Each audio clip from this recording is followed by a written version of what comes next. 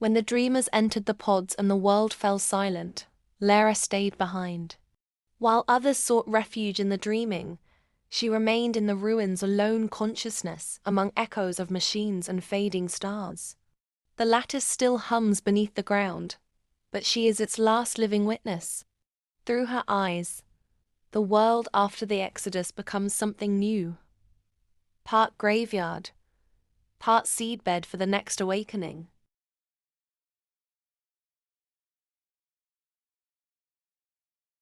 Leora stood at the edge of the square, the frost-crusted pods glinting faintly beneath the sunless sky. The last few had closed hours ago, maybe days. Time no longer behaved in ways she trusted. The city, once vibrating with the hum of lives and machines, now pulsed only faintly, as though the heartbeat of the world had slowed to a whisper. She pressed her palm against one of the pods. It was still warm.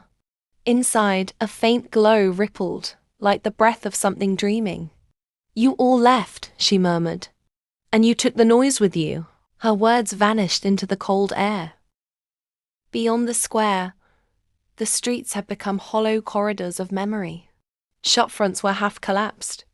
Banners fluttered without purpose. Somewhere far off, a tower blinked red once every minute, a heartbeat she clung to just to remember rhythm.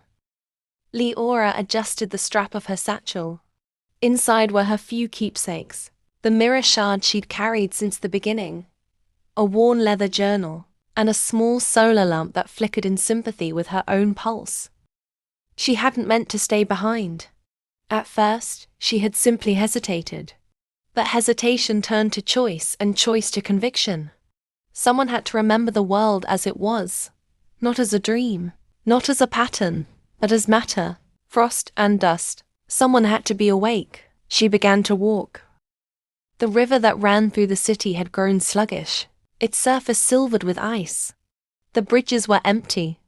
She could see faint shapes in the mist, outlines of people or echoes of where they had once been. Sometimes she thought the lattice was trying to show her what it remembered, giving her ghosts to keep her company. By evening, she reached the outskirts. Here, the air was clearer, and the ruins gave way to frost-coated fields. The pods were fewer now, scattered like fallen seeds. Some still pulsed. Others were dark, their surfaces cracked, light leaking out like spilled memory. Leora crouched beside one, touching the edge of the fracture. The hum that greeted her was faint but alive, not dying, just sleeping differently. The lattice had not abandoned the waking world. It was still weaving, still dreaming through matter. A whisper rose from the pod. It wasn't a voice, exactly, but she felt its meaning. All things connected. All threads remembered.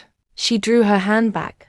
"Then remember me too," she said softly. "Even if I'm not inside." The light within the pod pulsed once in answer. Leora smiled, small and tired. "Good. Then we're both awake."